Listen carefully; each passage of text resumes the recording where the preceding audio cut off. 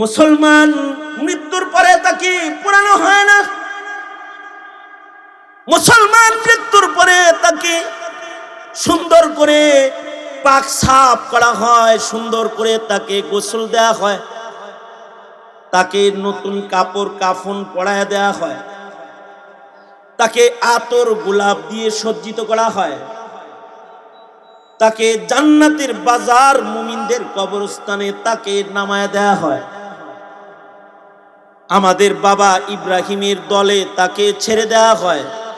বিসমিল্লাহি ওয়া আলা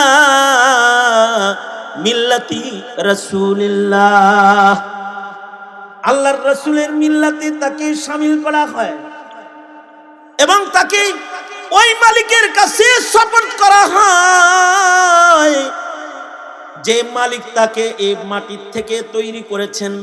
বলুন তো, আমাদেরকে মাটি দিয়া বানাইছেন কে? আওয়াজ করে বলেন, কে বানাইছেন? কে? মিনহা খালাকনাকুম ওয়া ফিহা নুঈদুকুম ওয়া মিনহা নুখরিজুকুম তারাতান উখরা। আম্মা বা'দু ফাআউযু বিল্লাহি মিনাশ শাইতানির রাজীম। বিসমিল্লাহির রহমানির রহিম।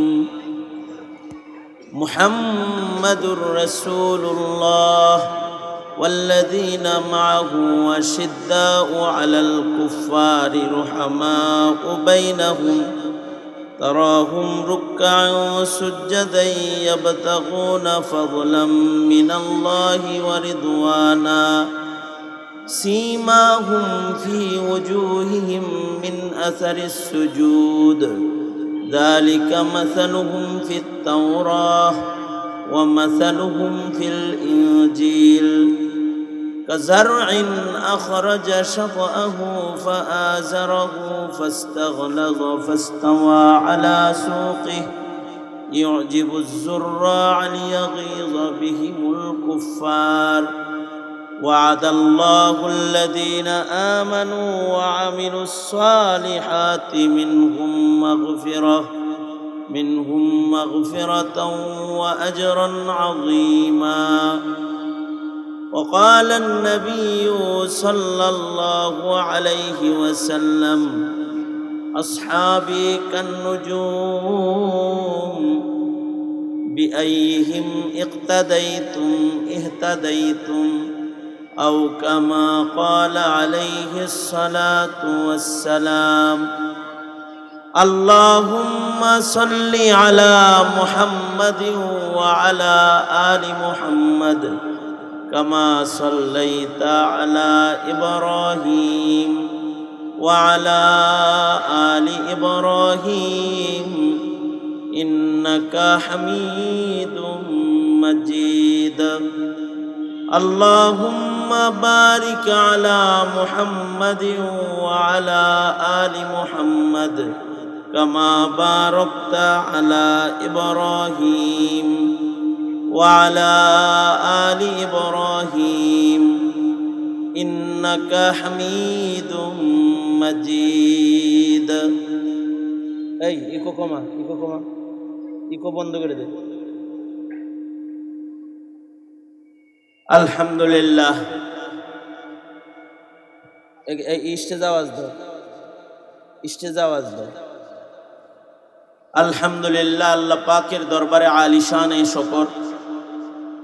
আল্লাহ রাব্বুল আলামিন অত্যন্ত দয়া করে, মায়া করে, ভালোবেসে রহমতি বরকতি জান্নাতের টুকরা বাগানে উম্মতের ওলামাদের সোহবতে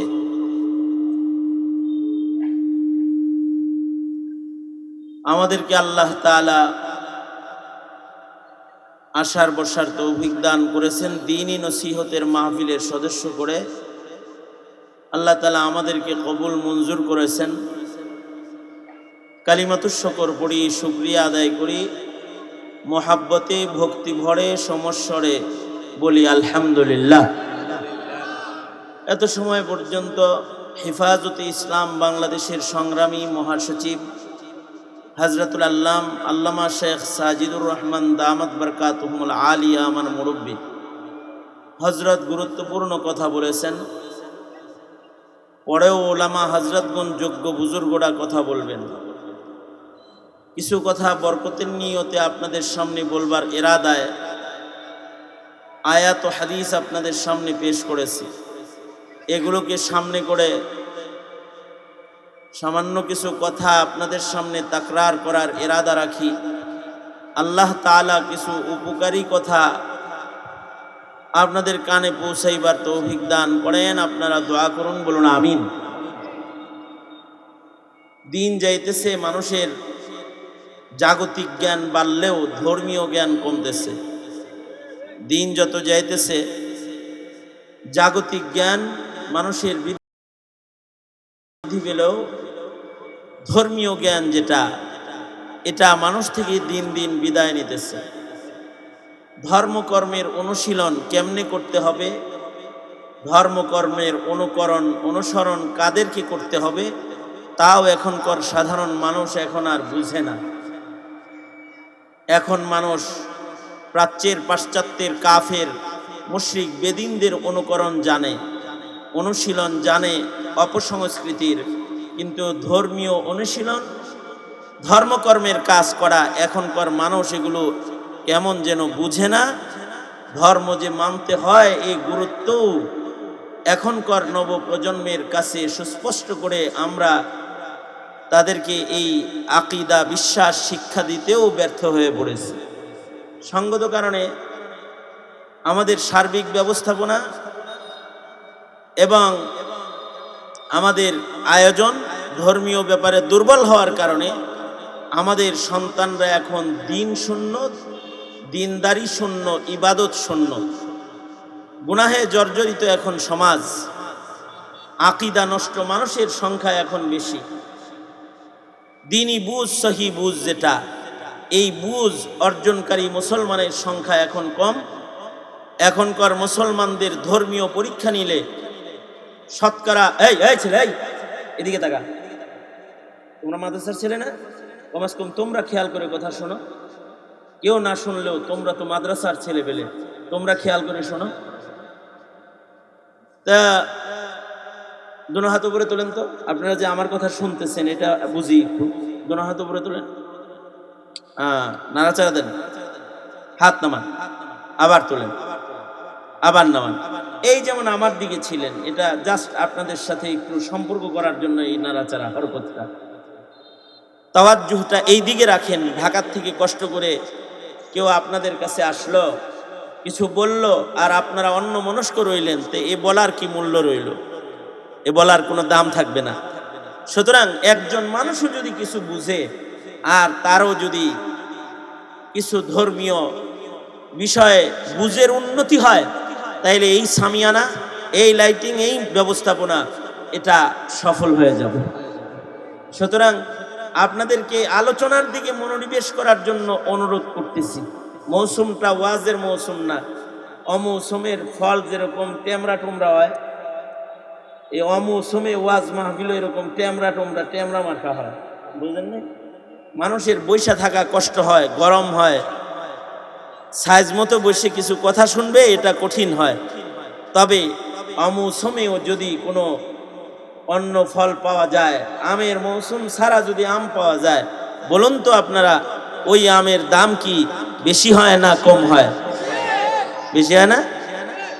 মৌসুমটা শীত মৌসুম না, ওয়াজ মাহফিলের মৌসুম না, কিন্তু এই মৌসুমে ওয়াজ মাহফিলে যারা বসে যায় তাদের ওয়াজ মাহফিলের মূল্য মৌসুমের ওয়াজ মাহফিলের চাইতে কম হওয়া স্বাভাবিক না বেশি হওয়া স্বাভাবিক? এটা যদি বুঝেন তাইলে তো গুরুত্ব থাকার কথা। আল্লাহ তাআলা গুরুত্বের সাথে দুই চারটা কথা শোনার বুঝার তৌফিক দান করুন। আমি যেটা বলতেছিলাম আবার আমি নতুন করে শুরু করি কথা, সেটা হলো যে আমাদের সমাজে, বর্তমান সমাজের নবপ্রজন্মের অথবা আমাদের প্রেজেন্ট মুসলমান এখন যারা আছে, তাদের ধর্মজ্ঞান খুবই যৎসামান্য। ধর্মজ্ঞান শূন্যতার কারণে রাস্তাঘাট ঘর বাড়ির আলো বাড়লেও হৃদয়ের আলো কমে যাইতেছে, ঠিক না? হৃদয়ের আলো কমতেছে ধীরে ধীরে। আর হৃদয়ের আলো কমার কারণেই মানুষগুলোর ভেতরে পশুত্ব বাড়তেছে, ইনসানিয়াত কমতেছে, ঠিক না? ইনসানিয়ত মনুষ্যত্ববোধ যেটা, এটা ধীরে ধীরে কমতেছে। আর পশুত্ব হাইওয়ানিয়ত এগুলো মানুষের ভেতরে এখন বাড়তেছে। কারণ ইনসানিয়ত আসার জন্য, মানব গুণাবলীতে পরিপূর্ণ মানুষ হওয়ার জন্য যে শিক্ষা দীক্ষা দরকার, সেটা ধীরে ধীরে এখন উঠে যাওয়ার পথে।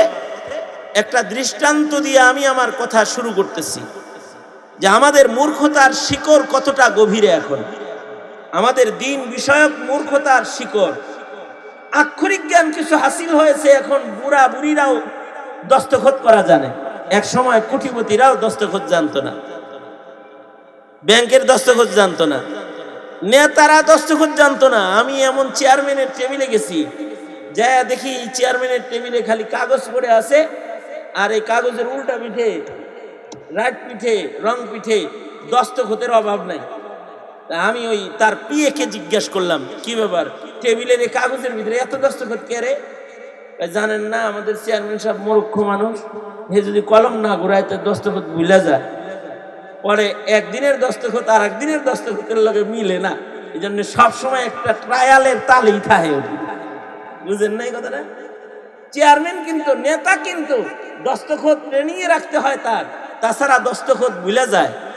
এতটা মূর্খতা ছিল এক সময় আক্ষরিক জ্ঞান। এখনকার বুড়া বুড়িদের ভেতরেও টিপ না, স্বাক্ষরের যোগ্যতা এসেছে। মানুষ এখন স্বাক্ষর দেওয়া জানে, পত্রিকা পড়া জানে। এখন 4 স্টলের ভেতরে পত্রিকা রাখা হয়, যেন বসে বসে গ্রামের সাধারণ মানুষরাও যেন পত্র পত্রিকা পড়তে পারে। তার মানে আক্ষরিক জ্ঞান বাড়লেও ধর্মীয় জ্ঞান ধীরে ধীরে এতটাই কমেছে যে ধর্মকর্ম এখন আর বুঝে না, ইমানদারিও বুঝে না, ইবাদতও বুঝে না, সুন্নতও বুঝে না, দিন বুঝে না, ইসলাম বুঝে না, কবর হাসর এগুলো এখন আর মানুষ বুঝে টুঝে না। একটা দৃষ্টান্ত দিলে আপনাদের বুঝে আসবে সহজে। কোরআনে হাকিমের ভেতরেও আল্লাহ তাআলা দৃষ্টান্ত দিয়ে দিয়ে কথা বলেছেন। কোরআন শরীফে আল্লাহ দৃষ্টান্ত দিয়ে কথা বলছেন। আল্লাহ তাআলা আল্লাহর কোরআনে যে সকল দৃষ্টান্ত দিয়েছেন, সেই সকল দৃষ্টান্তের উপরে আবার আমাদের বাপদাদারা কিতাবও লিখেছেন। কিতাবের নাম আমসাল আল কোরআন, অর্থাৎ কোরআনে বর্ণিত দৃষ্টান্তাবলী। দৃষ্টান্ত দিয়ে কথা আমাদের নবীজিও বলেছেন। নবীজি ইসলামকে তাবুর সাথে তুলনা করে দৃষ্টান্ত দিয়েছেন যে তাবুর একটা খুঁটি যদি নড়বড়া হয়, তাবু নড়বড়া হয়ে যাবে। ধর্মের খুঁটি যার নড়বড়া, তার দিনদারিও নড়বড়া হয়ে যাবে। নবীজি দৃষ্টান্ত দিয়ে কথা বলেছেন।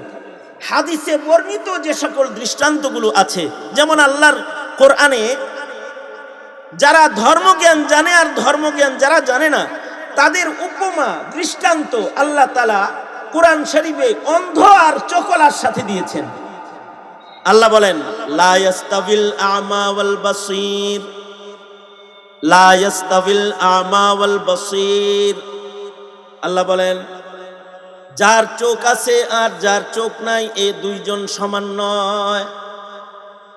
এই দুইজন সমান হতে পারে না। যার চোখ আছে চোখ নাই, যার চোখ আছে সে তো হেঁটে হেঁটে দোকানে চলে যাবে একাই, আর যার চোখ নাই ও একা চলতে পারে না, আর একজনের আশ্রয় গ্রহণ করতে হয়। চোখওয়ালা চোখ ছাড়া দুইজন সমান নয়।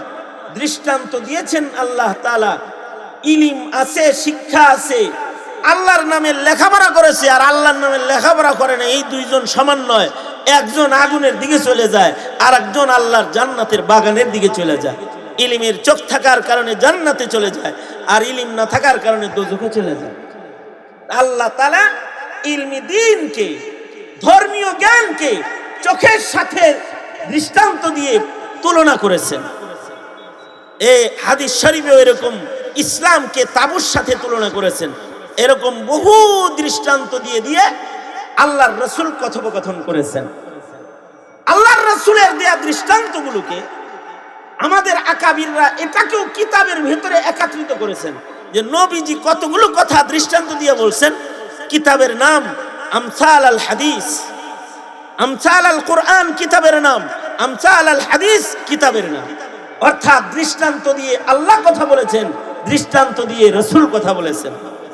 এ কারণে আমাদের বুজুর্গরাও দৃষ্টান্ত দিয়ে কথা বলতেন।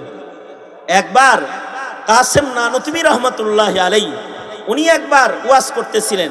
উনি ওয়াজ করতে গিয়ে বললেন, এই নেককারের কবরের লগে কারোর যদি কবরও হয় তাও তার কিছু সুবিধা হয়। নেককার হইলে তো লাভই, জান্নাত পাওয়া যায়। নেককার যদি নাও হইতে পারে কেউ, যদি নেককারের কবরের লগে ভাগ্য গুণে তার কবর হয়ে যায় তাতেও সে লাভবান হয়ে যায়। অর্থাৎ নেককারের কবরের পাশের কবরকে হয়তো আল্লাহ তাআলা আযাব দিবেন না নেককারের সম্মানে, অথবা নেককারের কবরে যে জান্নাতের বাতাস বইবে সে বাতাস যদি বদকারের কবরেও কিছু বয়ে যায় তাহলে তার কবরেও জান্নাতের খুশবু ঢুকে যেতে পারে। এই কথা যখন কাসেম নানুতুবি বলছেন, তো কাসেম নানুতুবির একজন খাদেম ছিল, খাদেমের নাম হলো আল্লাহ দিন। খাদেমের নাম কি? আল্লাহ দিন খাদেমের নাম। খাদেমে কয় নেক করলে একজন আর বাতাস পাইবো আর একজন, হয় এটা কোনো, এটা কিরকম কথা কইলেন? এই মূর্খ মানুষে কোরআন হাদিসের দলিল দিয়ে কি বুঝাইবেন? তো কাসেম নানুতুবি রহমাতুল্লাহ আলাইহি আমারে যেরকম একজন বাতাস দিতেছে, কাসেম নানুতুবির একজন বাতাস দিতেছিল ওই সময়। তখন কাসেম নানুতুবি দৃষ্টান্ত দিয়ে বললেন, দেখো এই যে তাল পাখার বাতাস, এই বাতাসটা আমাকে দেয়া হচ্ছে, কিন্তু আমাকে বাতাস দেয়া হলেও আমার ডান পাশে যিনি বসা আছে অথবা বাম পাশে যিনি বসা আছে তার গায়েও বাতাস লাগতেছে, বাতাস দিতেছে আমারে কিন্তু লাগতেছে ডানে বামে যারা আছে তাদের। তাল পাখার বাতাস যদি একজনরে দেওয়ার কারণে যদি ডানে বামে যারা থাকে তাদের গায়ে বাতাস লাইগা যায়, কি মনে করো জান্নাতের শীতল হাওয়ার প্রভাব বুঝি এত কমজোর যেটা আল্লাহ তাআলা জান্নাত থেকে কবরে পাঠাইবো বান্দার? এই বাতাস যদি কারোর কবরে প্রবাহিত হয় তাহলে তাল পাখার বাতাসই যদি ডানে বামে যায়, আল্লাহর জান্নাতের সুবাতাস ডানে বামে কবরগুলোতে গেলেও এই কবরবাসীরা কিছুটা স্বস্তির পেয়ে যাবে। তাইলে নেককারের লগে কবর হলেও একটা লাভ আছে। হযরত এই দৃষ্টান্ত দিয়ে বুঝাইলেন। আমি আপনাদের সামনে এই জমানার মূর্খতাকে সুস্পষ্ট করার জন্য ছোট্ট একটি দৃষ্টান্ত পেশ করতেছি আপনাদের সামনে। দৃষ্টান্তটা হলো, আমার এক বন্ধু এক জানাজার ইমামতি করেছেন, এক বড় মুফতি সাহেব, উনি জানাজা পড়াইতেছেন, এক জানাজার ইমাম উনি। যেই মাইয়িতের জানাজা উনি পড়াচ্ছেন, এই মাইয়িতের ছেলে জার্মানে থাকে। জার্মান থেকে বাবার জানাজা পড়তে বিদেশ থেকে সন্তান দেশে আইছে, সাথে নিজের ছেলেরেও লয়ে আইছে যে দাদুর জানাজা দাফনে শামিল হয়ে যাক, দাদারে শেষ দেখা যাক। যখন জানাজা পড়তেছে, জানাজা পড়া শেষ, এবার এই মাইয়িতের নাতি মাইয়িতের ছেলেরে বলতেছে, কথাটা খেয়াল করে শুনুন, খেয়াল না করে শুনলে বেবলার মতো চেয়ে থাকবেন না, ভালো করে শুনুন। সেটা হলো কি, মাইয়িতের নাতি মাইয়িতের ছেলেরে বলতেছে, কি বলে? বলে আব্বা জান, আব্বা দাদার যে জানাজা পড়লাম, এখন কি দাদার লাশটাকে আগুন দিয়ে পুরাইবা নাকি? নাউজুবিল্লাহ কোন না, আস্তাগফিরুল্লাহ কোন না, কিচ্ছু কোন না, বুঝছেন কিছু? কি জিজ্ঞাসা করতেছে? কে জিজ্ঞাসা করতেছে? আবার বলেন, আমার লগে কথা কন। এই কথাটা যদি খালি বুঝেন তাহলে আমার ওয়াজ আজকে সাকসেস। নাতি বলতেছে পিতার কাছে না দাদার ব্যাপারে, কি জিজ্ঞেস করতেছে? আব্বু দাদুর জানাজা তো পড়লাম, এখন কি দাদুর লাশ আগুনে পোড়ানো হবে? নাউজুবিল্লাহ, আওয়াজ করে বলেন নাউজুবিল্লাহ। দাদুর লাশটা কি এখন আগুন দিয়ে পোড়াইবা? এইটা হলো প্রশ্ন। এই প্রশ্ন শোনার সাথে সাথে সন্তান জিহ্বায় কামড় দিয়ে নিজের সন্তানের মুখ চেপে ধরেছে। যিনি জানাজা পড়াইছেন তিনি সন্তানটাকে বুকে নিলেন। তিনি বুকে নিয়ে বললেন, বাবা আমরা হিন্দু না, আমরা মুসলমান, আমরা মুশরিক নই, আমরা মুসলিম। মুসলমান মৃত্যুর পরে তাকে পোড়ানো হয় না, মুসলমান মৃত্যুর পরে তাকে সুন্দর করে পাক সাফ করা হয়, সুন্দর করে তাকে গোসল দেয়া হয়, তাকে নতুন কাপড় কাফন পরায় দেয়া হয়, তাকে আতর গোলাপ দিয়ে সজ্জিত করা হয়, তাকে জান্নাতের বাজার মুমিনদের কবরস্থানে তাকে নামায় দেয়া হয়। আমাদের বাবা ইব্রাহিমের দলে তাকে ছেড়ে দেয়া হয়। বিসমিল্লাহি ওয়া আলা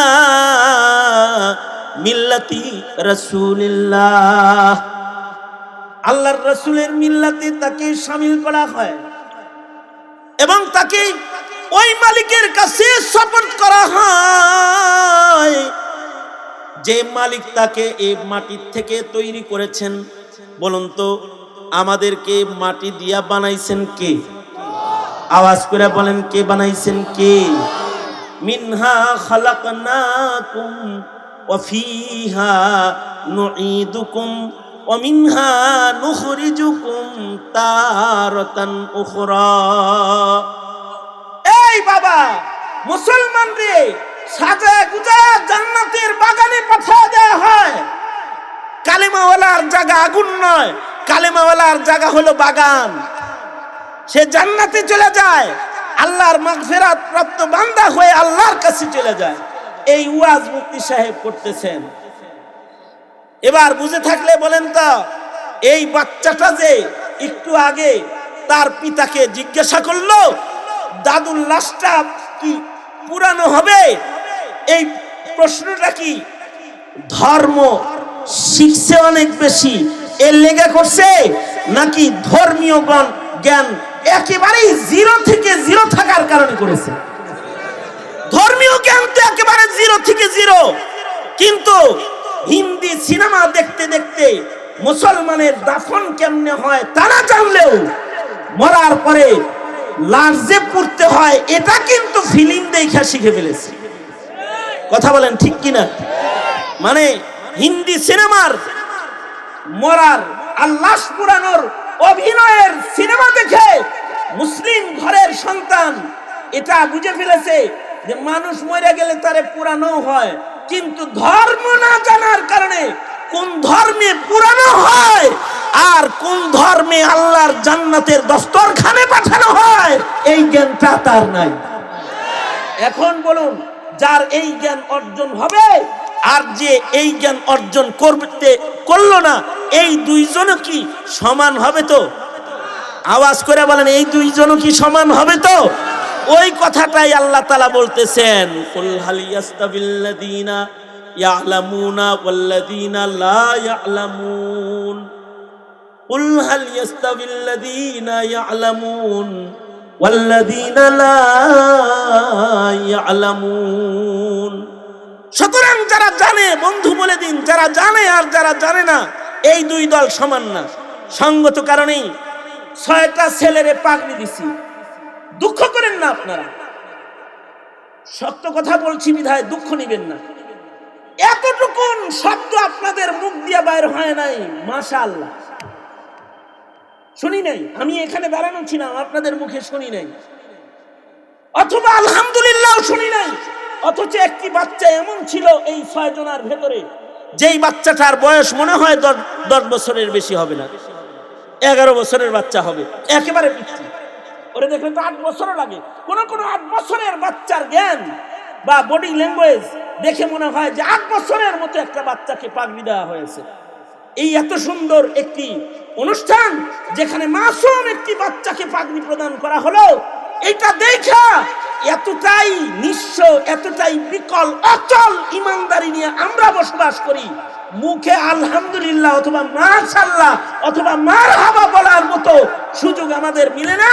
তবে হাতে তালি কখন দিতে হবে তা জানি, হই করে কখন উঠতে হবে তা জানি, আর সরগর কখন করতে হবে তা আমরা জানি। এই হলো আমাদের ইমানদারির হালাত।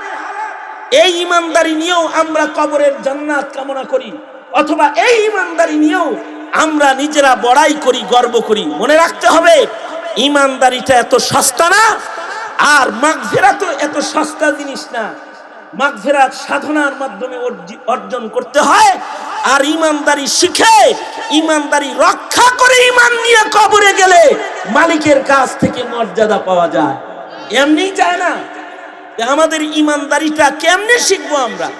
কাদেরকে দেখে দেখে আমাদের ইমানদারি আমরা শিখবো?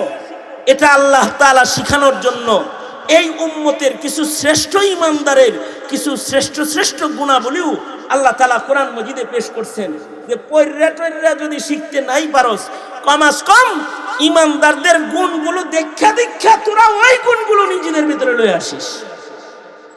আল্লাহর কালামের এমন একটি আয়াত আমি তিলাওয়াত করেছি যে আয়াতের ভেতরে মুহাম্মদুর রাসূলুল্লাহ সাল্লাল্লাহু আলাইহি ওয়াসাল্লামের সাহাবায়ে কেরাম যারা গুণগত মানে আসলে মুমিন, আল্লাহর পেয়ারা এবং মাগফিরাত প্রাপ্ত বান্দা, তাদের কিছু সিফাত যে আয়াতে বর্ণিত আছে সেই আয়াতটা বরকতের নিয়তে তেলাওয়াত করছি। যদি আল্লাহ তেলাওয়াতের বরকতেও ওই গুণের কিছু গুণ আমাগরে দেয় এই আশায়। আল্লাহ তাআলা বলেন, এই জানো ইমানদার কেমন হইতে হয়? ইমানদার হইতে হইলে কিন্তু আমার নবীর সাথী যারা, সাহাবী যারা, তাদের মতন হইতে হয়। আল্লাহ বলেন, মুহাম্মাদুর রাসূলুল্লাহ, মুহাম্মাদুর রাসূলুল্লাহ ওয়াল্লাযীনা মাআহু আশিদ্দাউ আলাল কুফফার রুহামাউ বাইনাহুম তারাহুম রুকআন সুজ্জাদান ইয়াবতাগুনা ফাদলাম মিনাল্লাহি ওয়া রিদওয়ানা সীমাহুম ফি উজুহিহিম মিন আসারিস সুজুদ। জটিল জটিল বেশি না, চারটা গুণ আল্লাহ আয়াতের প্রথমাংশে বলে আল্লাহ তাআলা বলে ওই ইমানদার গুলার এই গুণের বর্ণনা শুধুই মাত্র কোরআনে আছে তা না, পূর্বের জমানার নবীদের কিতাবের ভেতরেও এই ইমানদারদের এই গুণগুলা আলোচনা আমি করেছি।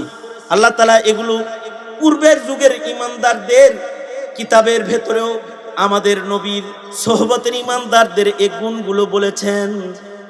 নবীর সোহবতের সাহাবায়ে কেরামের ইমানদারের বিশেষ গুণের ভেতরে একটা গুণ হলো ওয়াল্লাযীনা মাহু আশিদ্দাউ আলাল কুফফার। ইমানদারদের একটা গুণ হলো ইমানদাররা কুফরের সাথে কাফেরের বেলায় হবে শক্ত, অর্থাৎ অন্যায়ের বেলায় হবে মজবুত শক্ত সীসাডালা প্রাচীরের মতো, আর ন্যায়ের বেলায়, ধর্মের বেলায়, মুসলমানিত্বের বেলায়, নিজের দলের লোকের বেলায় হবে রুহামা বাইনাহুম আশিদ্দাউ আলাল কুফফার রুহামা বাইনাহুম। দুটি গুণ, যে শক্ত হইব হইল কাফেরের লগে, আর নরম হইব নিজেদের মুমিন ভাইদের লগে। আশ্চর্য মুসলমান এখন আমরা, আশ্চর্য মুসলমান রাজনীতির কাছে পড়ে মুশরিক গায়রে মুসলিম যারা, তাদের লগে পীড়িতের সম্পর্ক গড়াও, আর রাজনীতি করতে গিয়ে নিজের মুমিন ভাই অথবা ধর্মগুরুর সাথে আদাওয়াতি আর দুশমনি করো। নিজের লোকদের সাথে করো দুশমনি, আর দুশমনের সাথে করো দোস্তি। দোস্তিটা কোন জায়গায় হইতে হইব, দুশমনি কোন জায়গায় হইতে হইব তাও জানো না, আবার তুমি নিজেকে মনে করো তুমি মুমিন। অথচ কেউ যদি দোস্তি দুশমনিও না বুঝে তাইলে তার ঈমান পরিপূর্ণই হয় না। এক হাদিসে আল্লাহর রাসূল বলতেছেন, বুখারী শরীফের হাদিস, আল্লাহর রাসূল বলেন, মান আতা লিল্লাহ ওয়া মানাআ লিল্লাহ ওয়া আহাব্বা লিল্লাহ ওয়া আবগাযা লিল্লাহ ফাকাদ ইসতাকমালাল ঈমান। আল্লাহর রাসূল বলেন, মান আতা লিল্লাহ ওয়া মানাআ লিল্লাহ ওয়া আহাব্বা লিল্লাহ ওয়া আবগাযা লিল্লাহ ফাকাদ ইসতাকমালাল ঈমান। কামিল মুমিন যদি কেউ হইতে চায় তাহলে তার চারটা গুণ লাগবে। একটা গুণ হলো আতা লিল্লাহ, কাউকে যদি কিছু দেয় তাহলে আল্লাহর জন্য দিতে হবে। এখন দেয় হলো ভোটের জন্য, তুমি বললেও ঠিক না বললেও ঠিক, তুমি ভোট দিবা, তোমার টাকা দিবে, বাড়ি দিবে, গাড়ি দিবে, বিড়ি দিবে, গাঁজা দিবে, যা চাইবা তাই দিবে তোমাকে, ভোটের জন্য দিবে। ধর্মের জন্য, ইমানের জন্য, আল্লাহর জন্য চাইবা তো মুখ ফিরায় দিবে। এখন হলো দেয় তো দেয়, দেয়ার ভেতরে নিজের স্বার্থে দেয় না। মানব মুমিনের জীবনের দেওয়া দেওয়ি যা হবে, মান আতা লিল্লাহ, কাউকে কিছু দিবে তো এটা কার জন্য দিবে? বুঝা বুঝা জোরে সরে বলেন, কার জন্য দিবে? আল্লাহর জন্য দিবে। মানা আলিল্লাহ, না করে তাহলে কার জন্য না করবে? আওয়াজ করে বলেন। আর এখন চান্দা দাও, না করো না, আর যাকাত ফিতরা যেটা তোমার খাওয়া হালাল না সেটা খাও নাই, ফুরে গেছে। তোমার যেটা দেওয়া দরকার সেটা না করো, আর যেটা না করা দরকার এটা হ্যাঁ করো। ওয়াজের চান্দা দিতে তোমার হাত কাঁপে, যাত্রার চান্দা দিতে দিলের ভিতরে আনন্দ লাগে। হ্যাঁ, এইরকম দেওয়া আর মানা নিয়ে তুমি ইমানদার না। আতালিল্লাহ, যারে যা দিবে সব আল্লাহর জন্য দিবে, আল্লাহর জন্য দিবে। কাউকে মানা করবে তো আল্লাহর জন্য মানা করবে। আহাব্বালিল্লাহ, কাউকে ভালোবাসবে তো আল্লাহর জন্য ভালোবাসবে। ভালোবাসবে কার জন্য? জোরে বলেন, আওয়াজ করে জোরে বলেন। আল্লাহর জন্য ভালোবাসবে। আর যদি কারোর সাথে রাগ হয়, গুসা হয়, তার রাগ গুসাটাও হবে কার জন্য? জোরে বলেন, আল্লাহর জন্য হবে। এখন তো ভালোবাসা হলো ভোটের জন্য, ভালোবাসা হলো চেয়ারের জন্য, ভালোবাসা হয়ে গেছে অর্থের জন্য, ভালোবাসা হয়ে গেছে লৌকিকতা, নিজের স্বার্থে ভালোবাসা, লৌকিকতার ভালোবাসা। আর আল্লাহর জন্য ভালোবাসা যা যা আছে এগুলো সব দাফন হয়ে গেছে। এই কারণেই মুসলমানের বাচ্চা হয়ে নামাজিকে গালি দেয়, টুপিওয়ালাকে গালি দেয়, দাড়িওয়ালাকে গালি দেয়, আলেমকে জেলখানায় বন্দি করে রেখে দেয়। এই কারণেই, কারণ ভালোবাসা আল্লাহর জন্য এখন আর নাই। তবে হ্যাঁ, দোস্তি কাফেরের লোকেও হয়, কাফেরের লোকেও দোস্তি হয়ে যায়। কিসের জন্য? নিজের স্বার্থের জন্য। কাফের মুশরিকরে খাওয়ায়, কাফের মুশরিকরে হাদিয়া দেয়, গায়রে মুসলিমকে ভালোবাসে, মোহাব্বত করে নিজের স্বার্থের জন্য। কিন্তু মুসলমান হয়ে মুসলমানের সাথে আদাওয়াতি করে স্বার্থের জন্য। অথচ এই মোহাব্বত হবে আল্লাহর জন্য, আর কারোর সাথে হাসাদ হলে সেটাও হবে আল্লাহর জন্য। সাহাবীদের এই জিনিসটা ছিল, সেটা হলো সাহাবীরা ভালোবাসা করত নিজেরা নিজেরা। মুসলমান মুসলমানে ভালোবাসা ছিল, মুমিন মুমিনের জন্য ভালোবাসা এমন ছিল যে তারা আপসে শির ও শাক্কার, রুহামা উবাইনাহুম, চিনি আর দুধের মতো হয়ে যেত আপসে। আর অন্যায়ের বেলায় ছিল তারা দুর্বার। এখন তো অন্যায়ের প্রতিবাদ কেউ করলেও মুসলমান হয়েও অন্যায়ের পক্ষে চলে যায়। তাছাড়া 90% মুসলমানের মাটিতেও কাদিয়ানির পক্ষে মুসলমানের আওয়াজ পাওয়া যায়। কি মনে করছেন আপনি এটাকে? কাদিয়ানির পক্ষে, যেই কাদিয়ানি রাসূলের খাতমে নবুয়ত নিয়ে টানাটানি করেছে, তাদের পক্ষে মুসলিম কথা কয়। আর কোরআন হাদিস সুন্নাহ দিন এটার পক্ষ যখন নিতে হয় তখন মুখে কুলুপ আটকায় বৈশা রয়, কুলুপ দিয়া বৈশা রয়। এর ভালোবাসা চলে গেছে অন্যায়ের সাথে, আর আদাওয়াতি পয়দা হয়েছে হকের সাথে, হক্কানিয়তের সাথে। এইটা কোনো ইমানদারি না। তো ইমানদারির কিছু আওসাফের ভেতরে একটি আওসাফ, দুটি আওসাফ, এটা আশিদ্দাউ আলাল কুফার রুহামা বাইনাহুম। আর ইমানদারকে, ইমানদারের জীবনটা তো এমন হবে, ইমানদার চিপায় চাপায় যেখানেই থাকবে তাকে ইবাদতে দেখা যাবে। কিন্তু এখন ইমানদারকে ফেসবুকে পাওয়া যায়, ইমানদারকে গাঁজা খাইতে পাওয়া যায়, ইমানদারকে দাঁড়ায় পেশাব করতে চিপায় চাপায় পাওয়া যায়, ইমানদারকে গোলাগুলি করতে পাওয়া যায়, ইমানদারকে অন্যায় পাপাচার করতে পাওয়া যায়। এখন চিপায় চাপায় ইমানদারকে ইবাদত রত, সেজদারত, নফল ইবাদতে আর এখন পাওয়া যায় না। আগে ইমানদারের ঘরের পাক দিয়ে গেলে ভেতর থেকে কোরআনের আওয়াজ আসতো, নামাজরত তিলাওয়াতের আওয়াজ ভেসে আসতো। আর এখন ইমানদারের ঘরের কাছ দিয়ে গেলে হিন্দি ছবি আর কিরণমালার আওয়াজ পাওয়া যায়। তার মানে চিপায় চাপায় ইবাদত করার কেউ নাই। আর সাহাবীদের গুণ কি? তারাহুম রুকআন সুজদান ইয়াবতাগুনা ফাদলাম মিনাল্লাহ, ইয়াবতাগুনা ফাদলাম মিনাল্লাহি ওয়া রিদওয়ানা। চিপায় চাপায় যেখানে সাহাবীদের দিকে তাকাইবেন, দেখবেন সাহাবী ইবাদতের ভেতরে ব্যস্ত রয়েছে, সে ইবাদতের সাধনার ভেতরে ডুবা আছে। সাহাবীর গুণ বেশি ইবাদত করা, কাসরাতে ইবাদত। আল্লাহ বলে কাসরাতে ইবাদতের শুধু দৃশ্যমান দেখা যায় তাদেরকে ইবাদতে, তা না, কখনো ইবাদত ছাড়াও যদি তাদের দেখো, তাদের চেহারার ভেতরে পাইবা ইবাদতের দাগ। সীমাহুম ফি ওয়াজুহিহিম মিন আসারিস সুজুদ, সীমাহুম ফি ওয়াজুহিহিম মিন আসারিস সুজুদ, যালিকা মাসালুহুম ফিত তাওরাহ ওয়া মাসালুহুম ফিল ইনজিল। এগুলো হলো ইমানদারের গুণ। সুতরাং নামে ইমানদার নয়, গুণগত মানে ইমানদার করতে নিজেকে, গুণগত মানের ইমানদারের সংখ্যা বাড়াইতে দ্বীনি শিক্ষার বিকল্প নাই। মাদ্রাসার মাধ্যমে হোক, দাওয়াত ও তাবলীগের মাধ্যমে হোক, আর হক্কানি পীর বুজুর্গদের সোহবতের মাধ্যমে হোক, এই ঈমানি সিফাতগুলো মুমিনদের ভেতরে ঢুকাইতে হবে। অন্যথায় মুমিন নাম থাকবে কিন্তু ঈমান নিয়ে কবরে যাওয়ার মুসলমান খুঁজে পাওয়া যাবে না। সুতরাং এই মেহনতের দরকার আছে না নাই? উলামায়ে দ্বীন যে জামিয়া মাদানিয়া করেছেন, এটা মানুষকে দ্বীনদারিতে পাক্কা পুক্তা করার জন্য করেছেন।